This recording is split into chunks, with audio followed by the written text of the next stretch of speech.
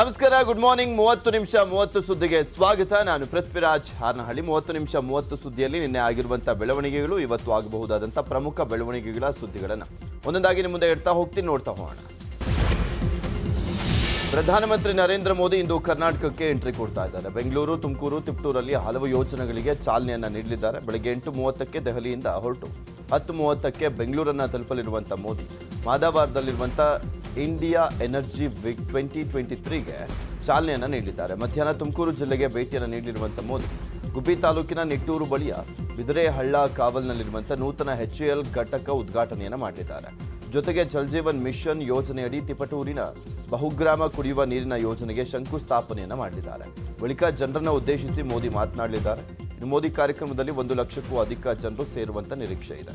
ಕಾರ್ಯಕ್ರಮಕ್ಕೆ ಬರುವಂತವರಿಗೆ ಊಟದ ವ್ಯವಸ್ಥೆಯನ್ನು ಕಲ್ಪಿಸಲಾಗಿದೆ. ಸಿಎಂ ಬೊಮ್ಮಾಯಿ, ರಾಜ್ಯಪಾಲರು, ಸಚಿವರು, ಕೇಂದ್ರ ಸಚಿವರು, ಜಿಲ್ಲೆಯ ಶಾಸಕರು, ಮುಖಂಡರು ಸೇರಿದಂತೆ 1,500 ವಿವಿಐಪಿಗಳಿಗೆ ವಿಶೇಷ ಆಸನ ವ್ಯವಸ್ಥೆಯನ್ನು ಕೂಡ ಕಲ್ಪಿಸಲಾಗಿದ್ದು ಭಾರೀ ಪೊಲೀಸ್ ಬಂದೋಬಸ್ತ್ ವ್ಯವಸ್ಥೆ ಕೂಡ ಆಗಿದೆ. ಹಾಗೆ ವಾಹನ ಸವಾರರಿಗೆ ಟ್ರಾಫಿಕ್ ಬಿಸಿ ತಟ್ಟಲಿದ್ದು ಮಾರ್ಗ ಬದಲಾವಣೆಯನ್ನು ಮಾಡಿದ್ದಾರೆ. ನರೇಂದ್ರ ಮೋದಿಯವರ ಕಾರ್ಯಕ್ರಮಕ್ಕೆ ವಿಶೇಷವಾಗಿ ಬಂದೋಬಸ್ತು ಮತ್ತು ವ್ಯವಸ್ಥೆಯ ಬಗ್ಗೆ ನಾನು ಈ ಜಿಲ್ಲೆಯ ಉಸ್ತುವಾರಿ ಸಚಿವನಾಗಿ ಮತ್ತು ಹೋಮ್ ಮಿನಿಸ್ಟರ್ ಆಗಿ ಎರಡೂ ರೀತಿಯಿಂದ ಒಟ್ಟಾರೆ ನಮ್ಮ ಪೊಲೀಸ್ ಅಧಿಕಾರಿಗಳ ಜೊತೆಯಲ್ಲಿ ಇಷ್ಟೊತ್ತು ಮಾತಾಡಿ ಅಲ್ಲಿ ಬಂದೋಬಸ್ತಿನ ವ್ಯವಸ್ಥೆಯನ್ನು ಪರಿಶೀಲನೆ ಮಾಡಿ. ಪಂಚರತ್ನ ಯಾತ್ರೆ ವೇಳೆ ಕುಮಾರಸ್ವಾಮಿ ಹೊಸ ಬಾಂಬನ್ನು ಸಿಡಿಸಿದ್ದಾರೆ. ಪ್ರಹ್ಲಾದ್ ಜೋಶಿ ಅವರೇ ಬಿಜೆಪಿಯ ಮುಂದಿನ ಸಿಎಂ ಅಭ್ಯರ್ಥಿ. ಪ್ರಹ್ಲಾದ್ ಜೋಶಿ ಅವರನ್ನ ಸಿಎಂ ಮಾಡಲಿಕ್ಕೆ RSS ಹುನ್ನಾರವನ್ನು ಮಾಡಿದೆ. ಜೊತೆಗೆ 8 ಜನ DCM ಮಾಡಿ ಒಬ್ಬ ಸಿಎಂ ಮಾಡುವಂತ ಯೋಚನೆ ಅವರಿಗಿದೆ. ಈಗಾಗಲೇ ದೆಹಲಿಯಲ್ಲಿ ಚರ್ಚೆ ಆಗಿದೆ. ಅದರ ಬಗ್ಗೆ ಸಂಪೂರ್ಣ ಮಾಹಿತಿ ನನಗಿದೆ ಅಂತ ಕುಮಾರಸ್ವಾಮಿ ಹೇಳಿದರು. ಜೊತೆಗೆ ಜೋಶಿ ಕರ್ನಾಟಕ ಸಂಸ್ಕೃತಿ ಬ್ರಾಹ್ಮಣ ಅಲ್ಲ, ಇವರು ಪೇಶ್ವೆಗಳು, ಶೃಂಗೇರಿ ಮಠ ಒಡೆದಂತಹ ಬ್ರಾಹ್ಮಣರು, ಮಹಾತ್ಮ ಗಾಂಧಿ ಅವರನ್ನ ಕೊಂದಂತವರ ವರ್ಗಕ್ಕೆ ಸೇರಿದಂತವರು ಅಂತ ವಿವಾದಾತ್ಮಕ ಹೇಳಿಕೆಯನ್ನು ಕೊಟ್ಟಿದ್ದಾರೆ.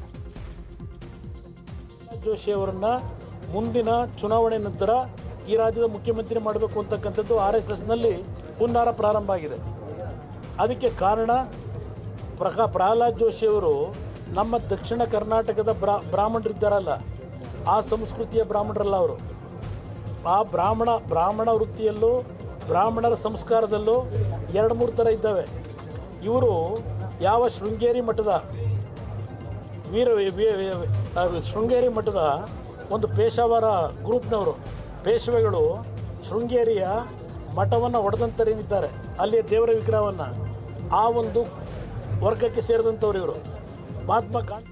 ಕುಮಾರಸ್ವಾಮಿ ಹೇಳಿಕೆ ಬಗ್ಗೆ ಕಟೀಲ್ ವ್ಯಂಗ್ಯವಾಡಿದ್ದಾರೆ. ಈ ಬಾರಿ JDSಗೆ 20 ಸ್ಥಾನ ಕೂಡ ಸಿಗಲ್ಲ, 8 ಜನ DCM ಅಂತ ಅವರ ಮನೆ ನೋಡಿ ಹೇಳಿರಬೇಕು ಅಂತ ವ್ಯಂಗ್ಯವಾಡಿದರು. ಕುಮಾರಸ್ವಾಮಿ ಮಾನಸಿಕ ಸ್ಥಿಮಿತವನ್ನು ಕಳೆದುಕೊಂಡಿದ್ದಾರೆ ಅಂತ ಧಾರವಾಡದಲ್ಲಿ ಶಾಸಕ ಅರವಿಂದ ಬೆಲ್ಲದ ಆಕ್ರೋಶವನ್ನು ವ್ಯಕ್ತಪಡಿಸಿದರು. ಆದರೆ ಅಂಥವರು ತಳಬುಡ ಇಲ್ಲದ ಹೇಳಿಕೆಯನ್ನು ಕೊಟ್ಟಿದ್ದಾರೆ. ಅವರ ಮಾನಸಿಕ ಸ್ಥಿತಿ ತಪ್ಪಿದಂತೆ ಅನಿಸುತ್ತದೆ ಅಂತ ಹೇಳಿದರು. ಜನರ ನಡುವೆ ಏನು ಸಾಮರಸ್ಯ ಐತಿ, ಆ ಸಾಮರಸ್ಯವನ್ನು ಕೆಡಿಸುವಂಥ ಕೆಲಸ ಕುಮಾರಸ್ವಾಮಿ ಅವರು ಈ ರೀತಿಯ ಸ್ಟೇಟ್ಮೆಂಟ್ಗಳ ಮೂಲಕ ಆಗ್ತೈತಿ. ಈ ರೀತಿಯ ಬ್ಯಾಲೆನ್ಸ್ ಇಲ್ಲದಂಥ ಸ್ಟೇಟ್ಮೆಂಟ್ ಅವ್ರಿಗೆ ಕೊಡಬಾರ್ದು ಅಂತ ನಾವು ವಿನಂತಿ ಮಾಡ್ತೀವಿ. ಜನರ ನಡುವೆ ಏನು ಬಿಜೆಪಿಯಿಂದ ಬ್ರಾಹ್ಮಣ ಸಿಎಂ ಮಾಡ್ತಾರೆ ಎಂಬ ಕುಮಾರಸ್ವಾಮಿ ಹೇಳಿಕೆ ಬಗ್ಗೆ DKಶಿ ಪ್ರತಿಕ್ರಿಯಿಸಿದ್ದಾರೆ. ನನಗೆ ಭವಿಷ್ಯ ಗೊತ್ತಿಲ್ಲ, ಅವರ ಆಡಳಿತ ಭವಿಷ್ಯ ಗೊತ್ತಿಲ್ಲ ಅಂತ ಹೇಳಿದರು. ಭವಿಷ್ಯ ಗೊತ್ತಿಲ್ಲ, ಅವ್ರ ಭವಿಷ್ಯ, ಅವರ ಆಡಳಿತ ಗೊತ್ತಿಲ್ಲ. ನಮ್ಮ ಕಾಂಗ್ರೆಸ್ ಪಾರ್ಟಿದ ಮಾತ್ರ ಗೊತ್ತು ನನಗೆ. ಸಾಮೂಹಿಕ ನಾಯಕತ್ವದಲ್ಲಿ ಚುನಾವಣೆ ನಡೆಸ್ತೇವೆ, ನಮ್ಮ ಕಾಲ ಮೇಲೆ ನಾವು ಸರ್ಕಾರ ರಚನೆ ಮಾಡ್ತೇವೆ, ಜನಕ್ಕೊಂದು ಒಳ್ಳೆ ಆಡಳಿತವನ್ನು ಕೊಡ್ತೇವೆ. ಸಿಡಿ ಯಾತ್ರೆ ಕುರಿತು ಕುಮಾರಸ್ವಾಮಿ ಆರೋಪಕ್ಕೆ ರವಿಕುಮಾರ್ ಸ್ಫೋಟಕ ಹೇಳಿಕೆಯನ್ನು ಕೊಟ್ಟಿದ್ದಾರೆ. ಕುಮಾರಸ್ವಾಮಿ ಅವರದ್ದು ತಾಜ್ ವೆಸ್ಟ್ ಎಂಡ್ ತೋಟದ ಮನೆಯಲ್ಲಿ ಏನೇನಾಗಿದೆ ಅಂತ ಎಳೆಯಾಗಿ ಬೇಕಿದ್ರೆ ನಾವು ಕೂಡ ಬಿಚ್ಚಿಡ್ತೀವಿ ಅಂತ ಹೇಳಿಕೆಯನ್ನು ನೀಡಿದ್ದಾರೆ. ಸಿಡಿ ಇದೆ ಎಂದಿದ್ದಂಥ ಬಿಜೆಪಿ MLC ರವಿಕುಮಾರ್ಗೆ ಕುಮಾರಸ್ವಾಮಿ ತಿರುಗೇಟನ್ನು ಕೊಟ್ಟಿದ್ದಾರೆ. ಸಿಡಿ ವಿಚಾರದಲ್ಲಿ ಬಿಜೆಪಿಯವರು ಎಕ್ಸ್ಪರ್ಟ್ ಅಂತ ನಾನು ನಿನ್ನೆನೇ ಹೇಳಿದ್ನಲ್ಲ, ಅದಕ್ಕೆ ನೀವು ವಿಜಯೋತ್ಸವ ಯಾತ್ರೆ ಬಿಟ್ಟು ಸಿಡಿ ಯಾತ್ರೆ ಮಾಡಲಿ ಅಂತ ಲೇವಡಿ ಮಾಡಿದರು. ಅವರು ಎಕ್ಸ್ಪರ್ಟ್ ಅಂತ ನೆನ್ನೆನೇ ಹೇಳಿದ್ನಲ್ಲ, ಅವರು ಸಿಡಿನಲ್ಲಿ ಎಕ್ಸ್ಪರ್ಟ್ಸ್ ಇದ್ದಾರೆ. ಯಾವ್ಯಾವ ಸಿಡಿ ಅದಕ್ಕೆ ಹೇಳಿದ್ದು ನಿನ್ನೆ ಪ್ರಹ್ಲಾದ್ ಜೋಶಿ ಅವರಿಗೆ, ನೀವು ಅದೆಂತೂ ವಿಜಯೋತ್ಸವ ಯಾತ್ರೆನೋ ಜನ ಸಂಪರ್ಕ ಯಾತ್ರೆನೋ ಬಿಟ್ಟು ಸಿಡಿ ಯಾತ್ರೆ ಮಾಡಿ ಅಂತ ಹೇಳಿದ್ದೀನಲ್ಲ. ಯಾವ್ಯಾವ ಸಿಡಿಗಳು ಎತ್ತಿಟ್ಕೊಂಡಿದ್ದಾರೆ, ತೋಟದ ಮನೆಗೆ ಇಟ್ಕೊಂಡಿದ್ದಾರೋ, means West End West Stand hotel ಇಟ್ಕೊಂಡಿದ್ದಾರೋ, ಯಾವ್ಯಾವ ಸಿಡಿ ಇದೆ ಅದನ್ನು ತೋರಿಸ್ಕೊಂಡು ಹೋಗ್ತೇವೆ. ಕುಮಾರಸ್ವಾಮಿ ಆರೋಪಕ್ಕೆ ದೆಹಲಿಯಲ್ಲಿ ಸಿಎಂ ಬೊಮ್ಮಾಯಿ ಟಾಂಗ್ ಕೊಟ್ಟಿದ್ದಾರೆ. ನಮ್ಮ ಪಕ್ಷದ ಬಗ್ಗೆ ಚಿಂತನೆ ಮಾಡುವಂತ ಅಗತ್ಯ ಇಲ್ಲ. ಮೊದಲು ಅವರ ಪಕ್ಷವನ್ನ ಸರಿ ಮಾಡಿಕೊಳ್ಳಿ. ವೈಯಕ್ತಿಕವಾಗಿ ಆರೋಪ ಮಾಡಿದರೆ ಜನರು ತಲೆ ಕೆಡಿಸಿಕೊಳ್ಳಲ್ಲ. ಕುಮಾರಣ್ಣಂಗೆ ಮಾಹಿತಿ ಎಲ್ಲಿಂದ ಬರುತ್ತೆ ಗೊತ್ತಿಲ್ಲ ಅಂತ ಹೇಳಿದ್ರು. ನಮ್ಮ ಪಕ್ಷದ ಬಗ್ಗೆ ಚಿಂತೆ ಮಾಡುವಂಥ ಅವಶ್ಯಕತೆ ಇಲ್ಲ. ಫಸ್ಟು ಅವ್ರ ಪಕ್ಷವನ್ನು ಅವ್ರು ಸರಿ ಮಾಡಿಕೊಳ್ಳಿ. ಅವರು ಭಾಳ ಕಷ್ಟಪಟ್ಟು ಓಡಾಡ್ತಾ ಇದ್ದಾರೆ. ಅವ್ರ ಪಕ್ಷವನ್ನು ಅವ್ರು ಸರಿ ಮಾಡಿಕೊಳ್ಳಿ. ಎರಡನೇದಾಗಿ ಯಾವ ಬ್ರಾಹ್ಮಣರು ಏನು ಜನ ಅವ್ರು ಯಾವುದನ್ನು ನೋಡೋದಿಲ್ಲ. ಈ ಎಲ್ಲ ಮಾತುಗಳು ಅಪ್ರಸ್ತುತ, ರಾಜಕಾರಣಕ್ಕೆ ಅಪ್ರಸ್ತುತ. ಎಚ್ಡಿಕೆ ವಿರುದ್ಧ ಬಿಜೆಪಿ ಶಾಸಕ ಸಿಟಿ ರವಿ ವಾಗ್ದಾಳಿಯನ್ನು ನಡೆಸಿದ್ದಾರೆ. ಕುಮಾರಸ್ವಾಮಿ ಹೇಳಿಕೆ ಹತಾಶೆಯಿಂದ ಕೂಡಿದೆ. ಹಿಂದೂಗಳನ್ನು ಒಡೆದಾಳುವಂತ ಕುಟಿಲ ನೀತಿ ಮೀರಿಸುವಂತೆ ಹೇಳಿಕೆಯನ್ನು ಕೊಟ್ಟಿದ್ದಾರೆ. ಬೇರೆ ಪಕ್ಷದ ಬಗ್ಗೆ ಅವರಿಗೆ ಯಾಕೆ ಚಿಂತೆ? ಪ್ರಹ್ಲಾದ್ ಜೋಶಿ ಜಾತಿ ಹೇಳಿ ಮತ ಕೇಳುವ ಅಗತ್ಯ ಇಲ್ಲ. ಜೋಶಿ ಕುಮಾರಸ್ವಾಮಿ ತರ ಲಕ್ಕಿ ಮ್ಯಾನ್ ಅಲ್ಲ ಅಂತ ತಿರುಗೇಟನ್ನು ಕೊಟ್ಟರು. ಹಿಂದೂಗಳು ಯಾರಾದರೂ ಆಗಲಿ ಅಂತ ಓಟ್ ಹಾಕ್ತಾರೆ, ಅದ್ರ ಚಿಂತೆ ಇವರಿಗೆ. ನಮ್ಮ ಪಾರ್ಟಿನಲ್ಲಿ ಯಾರು CM ಆಗ್ತಾರೆ ಅನ್ನೋದನ್ನು ನಮ್ಮ ಪಾರ್ಟಿಯ ಪಾರ್ಲಿಮೆಂಟ್ರಿ ಬೋರ್ಡ್ ತೀರ್ಮಾನ ಮಾಡುತ್ತೆ. ಕುಮಾರಸ್ವಾಮಿ ಅವರು ನಮ್ಮ ಪಾರ್ಲಿಮೆಂಟ್ರಿ ಬೋರ್ಡ್ನ ಚೀಫ್ ಅಲ್ಲ. ಅವರ ಪಕ್ಷದ ವಿಚಾರಗಳನ್ನು ಮುಂದಿಟ್ಟುಕೊಂಡು ಮತ ಕೇಳಬೇಕೇ ಹೊರತು ಪ್ರಹ್ಲಾದ್ ಜೋಶಿ ಅವರ ಜಾತಿ ಉಪಜಾತಿಯನ್ನಲ್ಲ. ಎಚ್ಡಿಕೆ ವಿರುದ್ಧ ಮಾಜಿ ಕೇಂದ್ರ ಸಚಿವ ಸದಾನಂದ ಗೌಡ ಕಿಡಿಕಾರಿದ್ದಾರೆ. ಇವತ್ತು ರಾಜಕೀಯದಲ್ಲಿ ಸಿಡಿ ಎನ್ನುವಂಥದ್ದು ದೊಡ್ಡ ಪ್ರಭಾವವನ್ನು ಬೀರುತ್ತೆ ಅಂತ ಕುಮಾರಸ್ವಾಮಿ ತಿಳ್ಕೊಂಡಿದ್ರೆ ಅದು ಅವರ ಹುಚ್ಚುತನದ ಪರಮಾವಧಿ ಅಂತ ವಾಗ್ದಾಳಿಯನ್ನು ನಡೆಸಿದರು. ಯಾರ ಮುಖ್ಯಮಂತ್ರಿಯಾಗಿ ಅಧಿಕಾರದಲ್ಲಿದ್ದ ಒಬ್ಬ, ನಾನು ಮುಖ್ಯಮಂತ್ರಿ ಆಗಿದ್ದಾಗ ಇಲ್ಲಿಗೆ ಏನು ಮಾಡಿದ್ದೇನೆ, ನನ್ನದೇ ಒಂದು ಪಕ್ಷದ ಶಾಸಕ ಇದ್ದಾನೆ ಅಂತ ಹೇಳುವುದನ್ನು ಬಿಟ್ಟು ಈ ಚಿಲ್ಲರೆ ರಾಜಕಾರಣ ಮಾಡ್ತಾರಲ್ಲ, ಸಿಡಿಗಳು ಮತ್ತೊಂದು ಇದರ ಬಗ್ಗೆ ಇವತ್ತು ರಾಜಕೀಯದಲ್ಲಿ ಈ ಸಿಡಿ ಅಂತ ಹೇಳುವಂಥದ್ದು ಭಾರಿ ದೊಡ್ಡ ಪ್ರಭಾವ ಬೀರ್ತದೆ ಅಂತ ಏನಾದ್ರು ನಮ್ಮ ಕುಮಾರಸ್ವಾಮಿ ಅವರು ತಿಳ್ಕೊಂಡಿದ್ರೆ ಅದು ಅವರ ಹುಚ್ಚುತನದ ಪರಮಾವಧಿ ಅಂತ ನಾವು ಹೇಳಲಿಕ್ಕೆ. ಬಿಜೆಪಿಯವರು ಕೋಮು ಗಲಭೆ ಮಾಡಿಸ್ತಾರೆ ಅಂತ ಸಂಸದ ಡಿಕೆ ಸುರೇಶ್ ಆರೋಪವನ್ನು ಮಾಡಿದ್ರು. ಸಿಟಿ ರವಿ ಹೇಳಿಕೆ ನೋಡಿದ್ರೆ ಗಲಭೆ ಮಾಡಿಸ್ತಾರೆ ಅನ್ಸುತ್ತೆ. ಬಿಜೆಪಿ ನಾಯಕರು ಕರಾವಳಿ ಬೆಂಗಳೂರಲ್ಲಿ ಅಶಾಂತಿ ಮೂಡಿಸಲಿಕ್ಕೆ ಹೊರಟಿದ್ದಾರೆ. ಅವರು ನೀಚರು ಅಂತ ಡಿಕೆ ಸುರೇಶ್ ಆರೋಪವನ್ನು ಮಾಡಿದ್ರು. ಸಿಟಿ ರವಿ ಅವರು ಪಾಕಿಸ್ತಾನಕ್ಕೆ ಮಾಹಿತಿ ಬಂದಿರಬೇಕು ಅಂತ ಹೇಳಿ ವ್ಯಂಗ್ಯ ಮಾಡಿರೋದು ನೋಡಿದ್ರೆ ನನಗೆ ಅನ್ನಿಸ್ತಾ ಇದೆ ಭಾರತೀಯ ಜನತಾ ಪಕ್ಷ ಅತಿ ಶೀಘ್ರದಲ್ಲೇ ಕೋಮುಗಲಭೆಯನ್ನ ಮಾಡಲಿಕ್ಕೆ ಸಜ್ಜಾದಂತೆ ಕಾಣಿಸ್ತಾ ಇದೆ. ಡಿಕೆ ಸುರೇಶ್ ಹೇಳಿಕೆಗೆ ಸಚಿವ ಡಾಕ್ಟರ್ ಕೆ ಸುಧಾಕರ್ ಟಾಂಗನ್ನು ಕೊಟ್ಟಿದ್ದಾರೆ. ಚುನಾವಣೆ ಹತ್ತಿರ ಬಂದಾಗ ಈ ರೀತಿಯ ಹೇಳಿಕೆಗಳು ಸಹಜ. ಡಿಕೆ ಸುರೇಶ್ ಈ ರೀತಿ ಮಾತನಾಡಿರುವಂಥದ್ದು ದುರಾದೃಷ್ಟಕರ. ಬಿಜೆಪಿ ತತ್ವ ಸಿದ್ಧಾಂತದ ಪಕ್ಷ ಅಂತ ಹೇಳಿದರು. ಭಾರತೀಯ ಜನತಾ ಪಕ್ಷ ಒಂದು ತತ್ವ ಸಿದ್ಧಾಂತ ಆಶಯದ ಮೇಲೆ ಬಂದಿದೆ, ಗೊತ್ತಾಯ್ತಲ್ಲ. ರಾಜಕಾರಣದಲ್ಲಿ ಕಾಂಗ್ರೆಸ್ನವರು ಬಿಜೆಪಿಯವ್ರ ಬಗ್ಗೆ ಆರೋಪ ಮಾಡ್ತಾರೆ, ಬಿಜೆಪಿಯವರು ಕಾಂಗ್ರೆಸ್ನ ಲೀಡರ್ಸ್ ಬಗ್ಗೆ ಆರೋಪ ಮಾಡೋದು ಇದು ಸಹಜ. ಇದೇನು ಹೊಸದೇನಲ್ವಲ್ಲ. ಈಗ ಹೊಸದಾಗಿ ಏನಾದ್ರು ಮಾಡ್ತಾ ಇದ್ದಾರೆ ಏನಿಲ್ಲ. ಅವರು ಮಾಡ್ತಾರೆ, ಇವರು ಮಾಡ್ತಾರೆ, ಜನತಾದಳದವರು ಮಾಡ್ತಾರೆ. ರಾಜಕಾರಣದಲ್ಲಿ ಇರುವಂಥದ್ದೇನೆ ಇದು.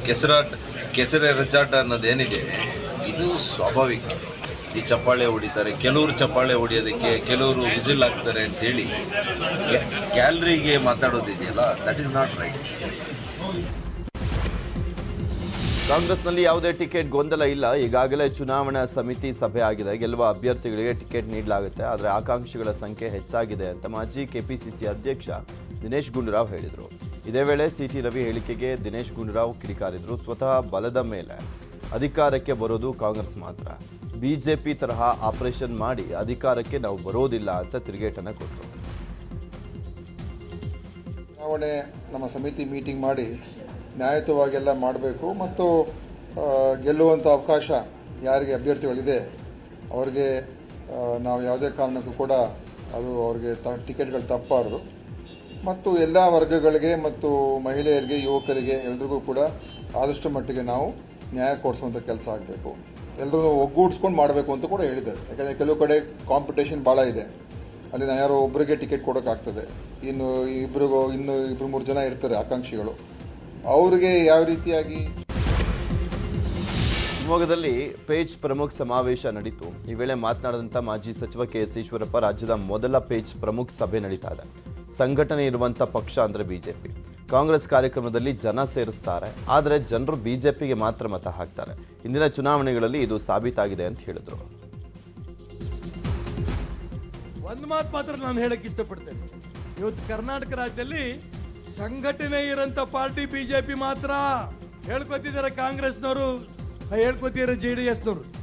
ಜನ ಸೇರಿಸ್ತಾರೆ, ಜನ ಸೇರ್ತಾರೆ, ಅಲ್ಲಿಂದ ಮುಂದೆ ಹೋಗ್ತಾರೆ. ಆ ಜನ ಬಂದು ಅದು ಬಿಜೆಪಿಗೆ ವೋಟ್ ಮಾಡ್ತಾರೆ. ವಿಜಯನಗರ ಜಿಲ್ಲೆ ಹೂವಿನಹಡಗಲಿ ತಾಲೂಕಿನ ಮೈಲಾರದಲ್ಲಿ ಮಾಜಿ ಸಿಎಂ ಸಿದ್ದರಾಮಯ್ಯ ಯಾತ್ರಿ ನಿವಾಸ ಉದ್ಘಾಟಿಸಿದರು. ಈ ವೇಳೆ ಮಾತನಾಡಿದಂಥ ಸಿದ್ದರಾಮಯ್ಯ ಬಿಜೆಪಿ ನಾಯಕರ ವಿರುದ್ಧ ವಾಗ್ದಾಳಿಯನ್ನು ನಡೆಸಿದರು. ಕೆಲವರು ಸಿದ್ದರಾಮಯ್ಯ ಏನು ಮಾಡಿದ್ದಾರೆ ಅಂತ ಟೀಕೆ ಮಾಡ್ತಾರೆ. ಟೀಕೆ ಮಾಡುವಂಥವ್ರಿಗೆ ನಾನು ಹೆದರೋದೂ ಇಲ್ಲ ಅಂತ ಸಿದ್ದು ಗುಡುಗಿದರು. ಕೆಲವರು ಮಾತಾಡ್ತಾರೆ, ಏನ್ ಮಾಡೋದು, ನಾನು ಅದಕ್ಕೆಲ್ಲ ತಲೆ ಕೆಡಿಸ್ಕೊಳ್ಳಕ್ ಹೋಗೋದ, ನಾವು ಅದಕ್ಕೆಲ್ಲ ತಲೆ ಕೆಡಿಸ್ಕೊಳ್ಳೋದ. ಯಾರು ಟೀಕೆ ಮಾಡ್ತಾರೆ ಅದಕ್ಕೆಲ್ಲ ಹೆದರೋದೂ ಇಲ್ಲ ನಾನು.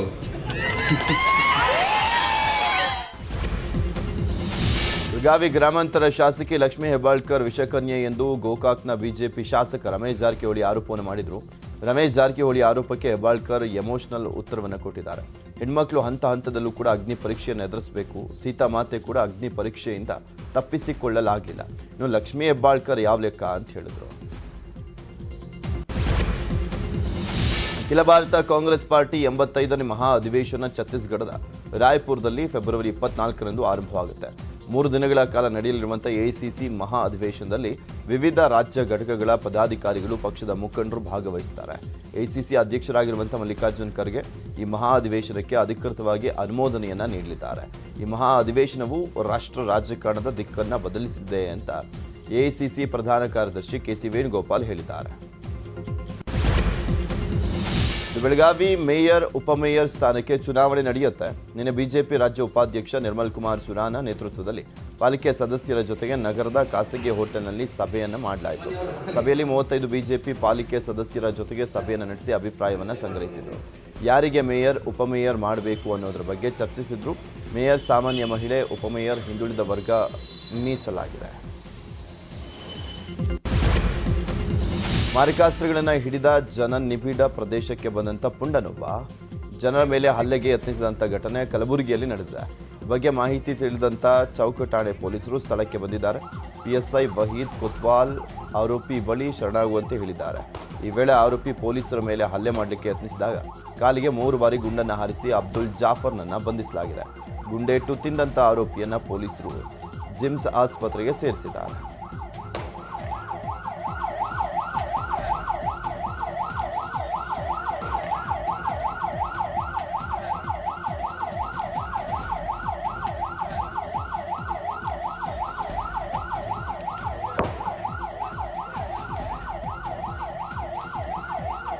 ವ್ಯಕ್ತಿ ಸೂಪರ್ ಮಾರ್ಕೆಟ್, ಗುಲ್ಬರ್ಗ ನಗರದ ಸೂಪರ್ ಮಾರ್ಕೆಟ್ ಏರಿಯಾದಲ್ಲಿ ಒಂದು ಹರಿತವಾದ ಆಯುಧವನ್ನು ಇಟ್ಕೊಂಡು ಸಾರ್ವಜನಿಕರಿಗೆ ಬೆದರಿಸ್ತಾ ಇದ್ದು ಮತ್ತು ಸಾರ್ವಜನಿಕರ ಮೇಲೆ ಹಲ್ಲೆ ಮಾಡಿ ಕೊಲೆ ಮಾಡೋದಕ್ಕೆ ಪ್ರಯತ್ನ ಪಡ್ತಾ ಇದ್ರು. ಅಂಥ ಸಂದರ್ಭದಲ್ಲಿ ನಮ್ಮ ಪೊಲೀಸ್ ಅಧಿಕಾರಿ ಮತ್ತು ಸಿಬ್ಬಂದಿಯವರು ಕೂಡ ಅವನ್ನ ವಶಕ್ಕೆ ತಗೊಳ್ಳೋಕೆ ಪ್ರಯತ್ನ ಪಟ್ಟಾಗ ಆ ಪೊಲೀಸ್ ಅಧಿಕಾರಿ ಮತ್ತು ಸಿಬ್ಬಂದಿಗಳ ಮೇಲೂ ಅವನು ಹರಿತವಾದ ಆಯುಧದಿಂದ ಒಂದು ಕೊಲೆ ಮಾಡೋದಕ್ಕೆ ಪ್ರಯತ್ನ ಪಟ್ಟಿದ್ದ. ಅಂಥ ಸಂದರ್ಭದಲ್ಲಿ ನಮ್ಮ ಪೊಲೀಸರು ಸ್ವಯಂ ರಕ್ಷಣೆಗಾಗಿ ಮತ್ತು ಸಾರ್ವಜನಿಕರ ರಕ್ಷಣೆಗಾಗಿ ಆ ವ್ಯಕ್ತಿಯನ್ನು ಒಂದು ಫೈರ್ ಮಾಡಿ ಕಾಲಲ್ಲಿ ಒಂದು ಇಂಜುರಿ ಆಗಿದೆ. ನಂತರ ಆ ವ್ಯಕ್ತಿನ ಚಿಕಿತ್ಸೆಗಾಗಿ ನಾವು ಹಾಸ್ಪಿಟಲ್ಗೆ ಶಿಫ್ಟ್ ಮಾಡಿದ್ದೀವಿ. ಒಬ್ಬ ವ್ಯಕ್ತಿ ಉಡುಪಿ ಜಿಲ್ಲೆಯ ಕಾಪು ತಾಲೂಕಿನ ಪಾಂಗಾಳ ಎಂಬಲ್ಲಿ ಚೂರಿಯಿಂದ ಇರಿದು ವ್ಯಕ್ತಿಯನ್ನು ಕೊಲೆ ಮಾಡಲಾಗಿದೆ. 39 ವರ್ಷದ ಶರತ್ ಶೆಟ್ಟಿ ಕೊಲೆಯಾದಂಥ ವ್ಯಕ್ತಿ. ಇಬ್ಬರು ದುಷ್ಕರ್ಮಿಗಳು ಚೂರಿಯಿಂದ ಇರಿದಿದ್ದಾರೆ. ತಕ್ಷಣವೇ ಶರತ್ ಶೆಟ್ಟಿಯನ್ನು ನಗರದ ಖಾಸಗಿ ಆಸ್ಪತ್ರೆಗೆ ದಾಖಲಿಸಲಾಗಿತ್ತು. ಆದರೆ ಚಿಕಿತ್ಸೆ ಫಲಿಸದೆ ಸಾವನ್ನಪ್ಪಿದ್ದಾನೆ. ಸ್ಥಳಕ್ಕೆ ಕಾಪು ಪೊಲೀಸರು ಭೇಟಿಯನ್ನು ನೀಡಿ ಪರಿಶೀಲನೆ ನಡೆಸಿದರು. ಸುಮಾರು 25 ಎಕರೆಯಲ್ಲಿ ಬೆಳೆದಿದ್ದಂಥ ಜೋಳದ ರಾಶಿಗೆ ಆಕಸ್ಮಿಕ ಬೆಂಕಿ ಬಿದ್ದಿದೆ. ಲಕ್ಷಾಂತರ ಮೌಲ್ಯದ ಜೋಳದ ತೆನೆಯ ರಾಶಿ ಬೆಂಕಿಗೆ ಆಹುತಿಯಾಗಿದೆ. ಈ ಘಟನೆ ಬಳ್ಳಾರಿ ತಾಲೂಕಿನ ಚಾನೆಕುಂಟೆ ಗ್ರಾಮದಲ್ಲಿ ನಡೆದಿದೆ. ಶಾಂತಕುಮಾರ್ ಎಂಬುವರು ಸೇರಿದಂತೆ ಜೋಳದ ತೆನೆ ರಾಶಿ ಸುಟ್ಟು ಕರಕಲಾಗಿದ್ದು ರೈತ ಕಣ್ಣೀರನ್ನು ಹಾಕಿದ್ದಾನೆ.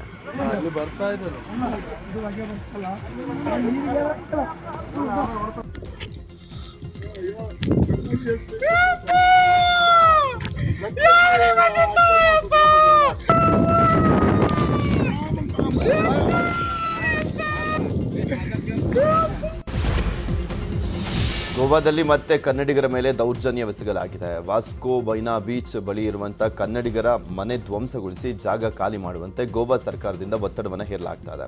ಸುಮಾರು 1,100ಕ್ಕೂ ಹೆಚ್ಚು ಕನ್ನಡಿಗರಿಗೆ ನಿತ್ಯ ಟಾರ್ಚರ್ ಅನ್ನು ನೀಡಲಾಗ್ತಾ ಇದೆ. ನಮ್ಮನ್ನು ರಕ್ಷಿಸುವಂತೆ ಸಿಎಂ ಬೊಮ್ಮಾಯಿಗೆ ಗೋವಾ ಕನ್ನಡಿಗರು ಮನವಿಯನ್ನು ಮಾಡಿದ್ದಾರೆ.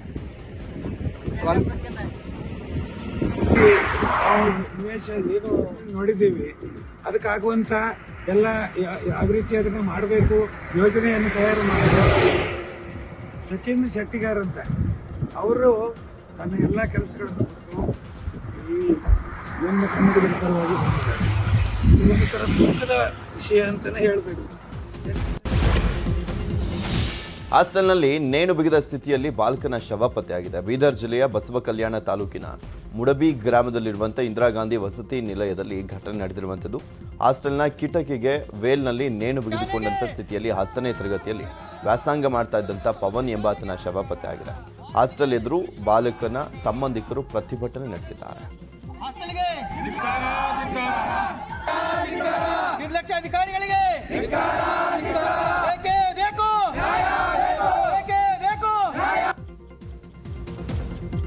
ಮರಕ್ಕೆ ನೇಣು ಬಿಗಿದ ಸ್ಥಿತಿಯಲ್ಲಿ ಅಪರಿಚಿತ ಮಹಿಳೆ ಶವ ಪತ್ತೆಯಾಗಿದೆ. ಚಾಮರಾಜನಗರ ಜಿಲ್ಲೆಯ ಕೊಳ್ಳೇಗಾಲ ತಾಲೂಕಿನ ಇಕ್ಕಡಹಳ್ಳಿ ಗ್ರಾಮದಲ್ಲಿ ಈ ಘಟನೆ ನಡೆದಿದೆ. ಕೊಲೆ ಮಾಡಿ ಬಳಿಕ ನೇಣು ಹಾಕಿರುವಂಥ ಶಂಕೆ ವ್ಯಕ್ತವಾಗಿದೆ. ಸ್ಥಳಕ್ಕೆ ಕೊಳ್ಳೇಗಾಲ ಪೊಲೀಸರು ಭೇಟಿಯನ್ನು ನೀಡಿ ಪರಿಶೀಲನೆಯನ್ನು ನಡೆಸಿದರು. ಗುಜರಾತ್ನಲ್ಲಿ ಬ್ಯಾಂಕಿಗೆ ನುಗ್ಗಿದಂಥ 2 ಗ್ರಾಹಕರು ಸಿಬ್ಬಂದಿಗೆ ಹಿಗ್ಗಾಮುಗ್ಗಾ ಥಳಿಸಿದ್ದಾರೆ. ನಾಡಿಯಾಡ್ ಶಾಖೆಯ ಬ್ಯಾಂಕ್ ಆಫ್ ಇಂಡಿಯಾದಲ್ಲಿ ಈ ಘಟನೆ ನಡೆದಿದೆ. ಸಾಲದ ವಿಚಾರಕ್ಕೆ ಸಂಬಂಧಪಟ್ಟಂತೆ ಗ್ರಾಹಕರಿಬ್ಬರು ಬ್ಯಾಂಕ್ ಸಿಬ್ಬಂದಿಗೆ ಥಳಿಸಿದ್ದಾರೆ. ಈ ವಿಡಿಯೋ ವೈರಲ್ ಆಗಿದೆ.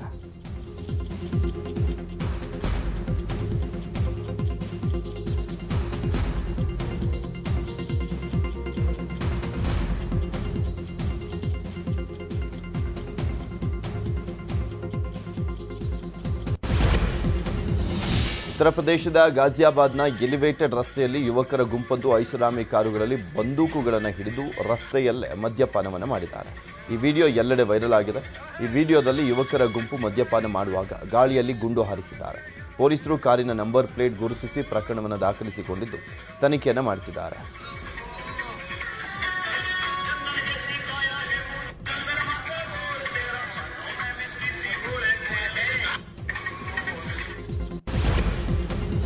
ಹಾಸನ ಜಿಲ್ಲೆಯ ಬೇಲೂರು ಸರ್ಕಾರಿ ಪದವಿ ಪೂರ್ವ ಕಾಲೇಜು ಮೈದಾನದಲ್ಲಿ ಬೇಲೂರು ಉತ್ಸವ ಕಾರ್ಯಕ್ರಮ ಆಯೋಜನೆ ಮಾಡಲಾಗಿತ್ತು. ಕಾರ್ಯಕ್ರಮದಲ್ಲಿ ಖ್ಯಾತ ಗಾಯಕ ವಿಜಯ್ ಪ್ರಕಾಶ್ ತಂಡದಿಂದ ಸಂಗೀತ ಸಂಜೆ ಕಾರ್ಯಕ್ರಮ ನಡೆಯಿತು. ವಿಜಯ್ ಪ್ರಕಾಶ್ ಅಪ್ಪು ಅಭಿನಯದ ರಾಜಕುಮಾರ ಚಿತ್ರದ ಬೊಂಬೆ ಹೇಳುತ್ತೈತೆ ಮತ್ತೆ ಹೇಳುತ್ತೈತೆ ನೀನೇ ರಾಜಕುಮಾರ ಹಾಡುವ ಮುಖಾಂತರ ಜನರನ್ನ ರಂಜಿಸಿದರು.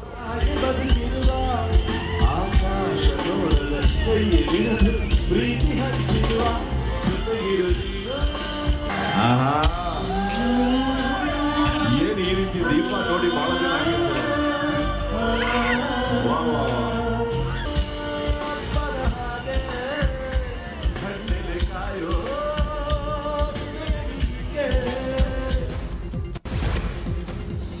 ಹತ್ತು ಸುದ್ದಿಯನ್ನು ನೋಡೋಣ, ಆದರೆ ಅದಕ್ಕೂ ಮುಂಚೆ ಒಂದು small break.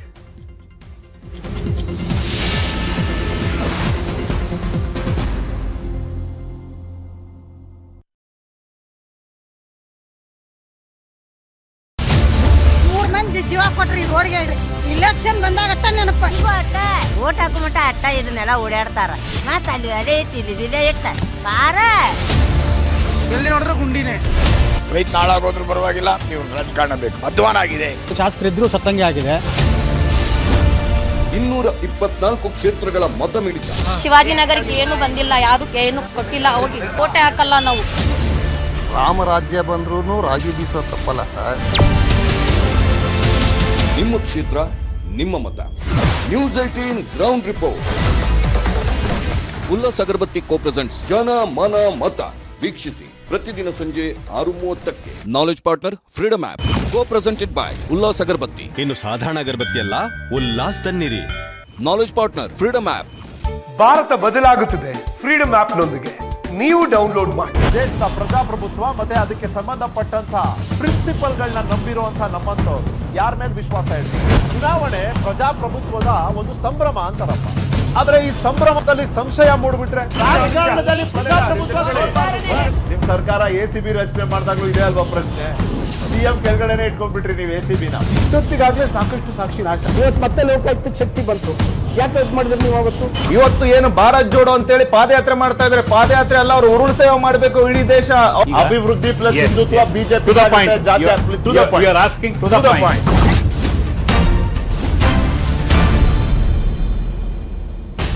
Ullas Agarbatti presents to the point ಸೋಮವಾರದಿಂದ ಶುಕ್ರವಾರ ಸಂಜೆ 7ಕ್ಕೆ. Presented by Ullas Agarbatti. ಇನ್ನು ಸಾಧಾರಣ ಅಗರಬತ್ತಿ ಅಲ್ಲ, ಉಲ್ಲಾಸ್ ತನ್ನಿರಿ. ಪಂಚರತ್ನ ಯಾತ್ರೆ ವೇಳೆ ಕುಮಾರಸ್ವಾಮಿ ಹೊಸ ಬಾಂಬ್ ಅನ್ನ ಸಿಡಿಸಿದ್ದಾರೆ. ಪ್ರಹ್ಲಾದ್ ಜೋಶಿ ಅವರೇ ಬಿಜೆಪಿಯ ಮುಂದಿನ ಸಿಎಂ ಅಭ್ಯರ್ಥಿ. ಪ್ರಹ್ಲಾದ್ ಜೋಶಿ ಅವರನ್ನ ಸಿಎಂ ಮಾಡಲು RSS ಹುನ್ನಾರ ಮಾಡಿದೆ. ಜೊತೆಗೆ 8 ಜನ DCM ಮಾಡಿ ಒಬ್ಬ ಸಿಎಂ ಮಾಡೋ ಯೋಜನೆ ಅವರಿಗಿದೆ. ಈಗಾಗಲೇ ದೆಹಲಿಯಲ್ಲಿ ಚರ್ಚೆ ಆಗಿದೆ. ಅದ್ರ ಬಗ್ಗೆ ಸಂಪೂರ್ಣ ಮಾಹಿತಿ ನನಗಿದೆ ಅಂತ ಕುಮಾರಸ್ವಾಮಿ ಹೊಸ ಬಾಂಬ್ ಅನ್ನ ಸಿಡಿಸಿದ್ದಾರೆ. ಇವತ್ತು ಪ್ರಹ್ಲಾದ್ ಜೋಶಿ ಅವರನ್ನ ಮುಂದಿನ ಚುನಾವಣೆ ನಂತರ ಈ ರಾಜ್ಯದ ಮುಖ್ಯಮಂತ್ರಿ ಮಾಡಬೇಕು ಅಂತಕ್ಕಂಥದ್ದು RSSನಲ್ಲಿ ಹುನ್ನಾರ ಪ್ರಾರಂಭ ಆಗಿದೆ. ಅದಕ್ಕೆ ಕಾರಣ ಪ್ರಹ್ಲಾದ್ ಜೋಶಿ ಅವರು ನಮ್ಮ ದಕ್ಷಿಣ ಕರ್ನಾಟಕದ ಬ್ರಾಹ್ಮಣರಿದ್ದಾರಲ್ಲ, ಆ ಸಂಸ್ಕೃತಿಯ ಬ್ರಾಹ್ಮಣರಲ್ಲ ಅವರು. ಆ ಬ್ರಾಹ್ಮಣ ವೃತ್ತಿಯಲ್ಲೂ ಬ್ರಾಹ್ಮಣರ ಸಂಸ್ಕಾರದಲ್ಲೂ 2-3 ಥರ ಇದ್ದಾವೆ. ಇವರು ಯಾವ ಶೃಂಗೇರಿ ಮಠದ ಶೃಂಗೇರಿ ಮಠದ ಒಂದು ಪೇಶಾವರ ಗ್ರೂಪ್ನವರು, ಪೇಶವೆಗಳು ಶೃಂಗೇರಿಯ ಮಠವನ್ನು ಒಡೆದಂತರೇನಿದ್ದಾರೆ, ಅಲ್ಲಿಯ ದೇವರ ವಿಗ್ರಹವನ್ನು, ಆ ಒಂದು ವರ್ಗಕ್ಕೆ ಸೇರಿದಂಥವ್ರು ಇವರು. ಮಹಾತ್ಮ ಗಾಂಧೀಜಿಯವರನ್ನು ಕೊಂದಂಥ ವರ್ಗಕ್ಕೆ ಸೇರಿರ್ತಕ್ಕಂಥವ್ರು ಇವರು. ಇವರು ನಮ್ಮ ಹಳೆ ಕರ್ನಾಟಕದ ಬ್ರಾಹ್ಮಣರಲ್ಲ. ಅವರನ್ನು ಮುಂದಿನ ಮುಖ್ಯಮಂತ್ರಿ ಮಾಡ್ತಕ್ಕಂಥದ್ದಕ್ಕೆ ಈಗಾಗಲೇ RSSನಲ್ಲಿ ತೀರ್ಮಾನಗಳೇನಾಗಿದೆ, ಈ ರಾಜ್ಯದಲ್ಲಿ ಇಂಥ ವ್ಯಕ್ತಿಗಳನ್ನು ಮುಂದೆ ಮುಖ್ಯಮಂತ್ರಿ ಮಾಡಿ, ನನಗೆ ವಿಷಯ ಬಂದಿದೆ, 8 ಜನ ಉಪಮುಖ್ಯಮಂತ್ರಿಗಳು ಇವ್ರನ್ನ ಮುಖ್ಯಮಂತ್ರಿ ಮಾಡಿ 8 ಜನ ಉಪಮುಖ್ಯಮಂತ್ರಿಗಳು ಮಾಡ್ತಕ್ಕಂಥ ಮೀಟಿಂಗು ದೆಹಲಿಯಲ್ಲಿ ಏನು ಮಾಡಿದ್ದಾರೆ RSS ಕೇಂದ್ರದಲ್ಲಿ. BJPಯ ಈ ಹುನ್ನಾರ ಏನಿದೆ, ಕರ್ನಾಟಕದ ಜನ ಈ BJPಯ RSSನ ಕುತಂತ್ರಕ್ಕೆ. ಕುಮಾರಸ್ವಾಮಿ ಹೇಳಿಕೆ ಬಗ್ಗೆ ಕಟೀಲ್ ವ್ಯಂಗ್ಯವಾಡಿದ್ದಾರೆ. ಈ ಬಾರಿ JDSಗೆ 20 ಸ್ಥಾನ ಕೂಡ ಸಿಗೋದಿಲ್ಲ, 8 ಜನ DCM ಅಂತ ಅವರ ಮನೆ ನೋಡಿ ಹೇಳಿರಬೇಕು ಅಂತ ವ್ಯಂಗ್ಯವಾಡಿದ್ದಾರೆ. ಮುಂದಿನ ಚುನಾವಣೆಯಲ್ಲಿ JDS 20 ಸ್ಥಾನಗಳನ್ನು ಗೆಲ್ಲುವುದಿಲ್ಲ ಅನ್ನುವ ಭಯದ ವಾತಾವರಣ ಅವರನ್ನು ಕಾಡ್ತಾ ಇದೆ. ಹಾಗಾಗಿ ಮನಭ್ರಾಂತಿಗಳು ಪ್ರಾರಂಭ ಆಗಿದೆ ಅವರಿಗೆ. 9 ಜನ ಉಪಮುಖ್ಯಮಂತ್ರಿ ಅಂತ ಅವರ ಮನೆ ನೋಡಿ ಹೇಳಿರ್ಬೇಕು. ಅವ್ರ ರಾಜಕಾರಣ ಅದೇ ನಡ್ಕೊಂಡು ಬಂದವರು ಅಂತ ಎರಡನ್ನೂ ಮಾಡಿದ್ದಾರೆ ಅವರು. ಒಂದು ಕುಟುಂಬ ರಾಜಕಾರಣ, ಇನ್ನೊಂದು ಒಡೆದಾಡುವ ರಾಜಕಾರಣ. ಹಾಗಾಗಿ ಅದನ್ನು ಉಲ್ಲೇಖ ಮಾಡಿರ್ಬೋದು. ಸಮುದಾಯಗಳ ಬಗ್ಗೆ ಬಹಳ ಕೆಟ್ಟದಾಗಿ ಮಾತನಾಡಿದ್ದಾರೆ ಅನ್ನುವಂಥದ್ದು. ಮಾಜಿ ಮುಖ್ಯಮಂತ್ರಿ ಆಗಿದ್ದವರು, ಅವರು ಈ ರಾಜ್ಯದಲ್ಲಿರ್ತಕ್ಕಂಥ ಎಲ್ಲ ಸಮುದಾಯಗಳಿಗೆ ಗೌರವ ಕೊಡಬೇಕಾಗಿರ್ತಕ್ಕಂಥವ್ರು. ಅದು ಬಿಟ್ಟು ಈ ರೀತಿ ಹೇಳಿಕೆ ಕೊಡ್ತಕ್ಕಂಥ ಅವರಿಗೆ ಶೋಭೆ ಅಲ್ಲ. ಕುಮಾರಣ್ಣನ ಈ ಹೇಳಿಕೆಗಳು ಇವತ್ತು ಶುರುವಲ್ಲ, ಹಿಂದಿನಲ್ಲೇ ಈ ರೀತಿ ನಡವಳಿಕೆಗಳು ಬಂದಿವೆ. ಕಡೆ ಕುಮಾರಸ್ವಾಮಿ ಮಾನಸಿಕ ಸ್ಥಿಮಿತ ಕಳೆದುಕೊಂಡಿದ್ದಾರೆ ಅಂತ HDK ಹೇಳಿಕೆಗೆ ಧಾರವಾಡದಲ್ಲಿ ಶಾಸಕ ಅರವಿಂದ್ ಬೆಲ್ಲದ್ ಆಕ್ರೋಶವನ್ನು ವ್ಯಕ್ತಪಡಿಸಿದ್ದಾರೆ. ಆದರೆ ಅಂಥವರು ತಳಬುಡ ಇಲ್ಲದಂತ ಹೇಳಿಕೆ ಕೊಟ್ಟಿದ್ದಾರೆ. ಅವರ ಮಾನಸಿಕ ಸ್ಥಿತಿ ತಪ್ಪಿದಂತೆ ಅನಿಸ್ತಾ ಇದೆ ಅಂತ ಹೇಳಿದ್ದಾರೆ. ಜನರ ನಡುವೆ ಏನು ಸಾಮರಸ್ಯ ಐತಿ, ಆ ಸಾಮರಸ್ಯವನ್ನು ಕೆಡಿಸುವಂಥ ಕೆಲಸ ಕುಮಾರಸ್ವಾಮಿ ಅವರು ಈ ರೀತಿಯ ಸ್ಟೇಟ್ಮೆಂಟ್ಗಳ ಮೂಲಕ ಆಗ್ತೈತಿ. ಈ ರೀತಿಯ ಬ್ಯಾಲೆನ್ಸ್ ಇಲ್ಲದಂಥ ಸ್ಟೇಟ್ಮೆಂಟ್ ಅವ್ರಿಗೆ ಕೊಡಬಾರ್ದು ಅಂತೇಳಿ ನಾನು ವಿನಂತಿ ಮಾಡ್ಕೊತೇನೆ. ಜನರ ನಡುವೆ ಏನು ಸಾಮರಸ್ಯ. ಬಿಜೆಪಿಯಿಂದ ಬ್ರಾಹ್ಮಣ ಸಿಎಂ ಮಾಡ್ತಾರೆ ಎಂಬ ಕುಮಾರಸ್ವಾಮಿ ಹೇಳಿಕೆ ಬಗ್ಗೆ DKಶಿ ಪ್ರತಿಕ್ರಿಯೆ ಕೊಟ್ಟಿದ್ದಾರೆ. ನನಗೆ ಭವಿಷ್ಯ ಗೊತ್ತಿಲ್ಲ, ಅವರ ಆಡಳಿತ ಭವಿಷ್ಯ ಕೂಡ ಗೊತ್ತಿಲ್ಲ ಅಂತ ಹೇಳಿದ್ದಾರೆ. ಭವಿಷ್ಯ ಗೊತ್ತಿಲ್ಲ, ಅವ್ರ ಭವಿಷ್ಯ ಅವರ ಆಡಳಿತ ಗೊತ್ತಿಲ್ಲ. ನಮ್ಮ ಕಾಂಗ್ರೆಸ್ ಪಾರ್ಟಿದು ಮಾತ್ರ ಗೊತ್ತು ನನಗೆ. ಸಾಮೂಹಿಕ ನಾಯಕತ್ವದಲ್ಲಿ ಚುನಾವಣೆ ನಡೆಸ್ತೇವೆ, ನಮ್ಮ ಕಾಲ ಮೇಲೆ ನಾವು ಸರ್ಕಾರ ರಚನೆ ಮಾಡ್ತೇವೆ, ಜನಕ್ಕೊಂದು ಒಳ್ಳೆ. ಪಂಚರತ್ನ ಯಾತ್ರೆ ಬಗ್ಗೆ ಪ್ರಹ್ಲಾದ್ ಜೋಶಿ ವ್ಯಂಗ್ಯವಾಡಿದ್ದಾರೆ. ಪಂಚರತ್ನ ಯಾತ್ರೆಗೆ ನವಗ್ರಹ ಯಾತ್ರೆ ಅಂತ ಹೆಸರಿಡಿ.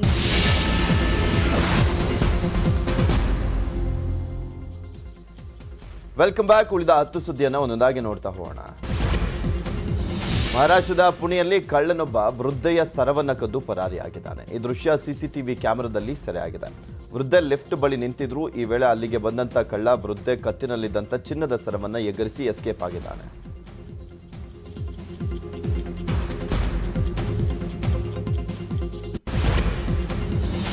ಬಿಹಾರದ ಸಿವಾನ್ನಲ್ಲಿ ಹೈಸ್ಕೂಲ್ ವಿದ್ಯಾರ್ಥಿ ಮೇಲೆ ಟ್ರಕ್ ಹರಿದಿದೆ. ಇದರಿಂದ ರೊಚ್ಚಿಗೆದ್ದಂಥ ವಿದ್ಯಾರ್ಥಿಗಳು ರಸ್ತೆ ತಡೆದು ಪ್ರತಿಭಟನೆಯನ್ನ ಮಾಡಿದ್ದಾರೆ. ವಿದ್ಯಾರ್ಥಿಗಳ ಪ್ರತಿಭಟನೆಯನ್ನ ತಡೆಯಲಿಕ್ಕೆ ಪೊಲೀಸರು ಯತ್ನವನ್ನು ಮಾಡಿದ್ದಾರೆ. ಅಲ್ಲದೆ ಪೊಲೀಸರು ಲಾಠಿ ಚಾರ್ಜ್ ಅನ್ನ ಮಾಡಿದ್ದಾರೆ. ಇದರಿಂದ ಕೆರಳಿದಂಥ ವಿದ್ಯಾರ್ಥಿಗಳು ಪೊಲೀಸರ ಮೇಲೇನೆ ಮನಸೋ ಇಚ್ಛೆ ಹಲ್ಲೆಯನ್ನ ಮಾಡಿದ್ದಾರೆ.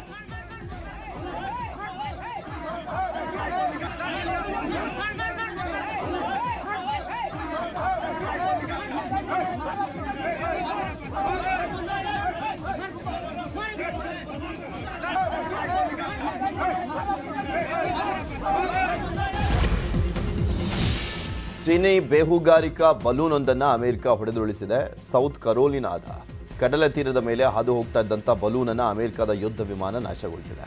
ಈ ಘಟನೆಗೆ ತೀಕ್ಷ್ಣವಾಗಿ ಪ್ರತಿಕ್ರಿಯಿಸಿರುವಂಥ ಚೀನಾ ಅಮೆರಿಕದಿಂದ ಅಂತಾರಾಷ್ಟ್ರೀಯ ನಡಾವಳಿ ನಿಯಮಗಳನ್ನು ಉಲ್ಲಂಘಿಸಲಾಗಿದೆ ಅಂತ ಕಿಡಿಕಾರಿದೆ.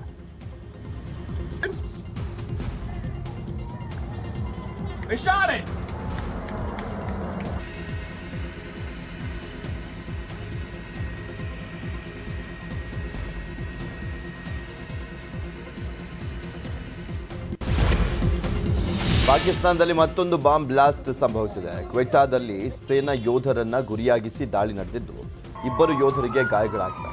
ಇಂದು ಕ್ವೆಟಾದಲ್ಲಿ ಕ್ರಿಕೆಟ್ ಪಂದ್ಯ ಆಯೋಜನೆಗೊಂಡಿತ್ತು. ಅದೇ ಸಮಯಕ್ಕೆ ಬಾಂಬ್ ಬ್ಲಾಸ್ಟ್ ಆಗಿತ್ತು. ಪಂದ್ಯವನ್ನು ಸ್ಥಗಿತಗೊಳಿಸಲಾಗಿದೆ.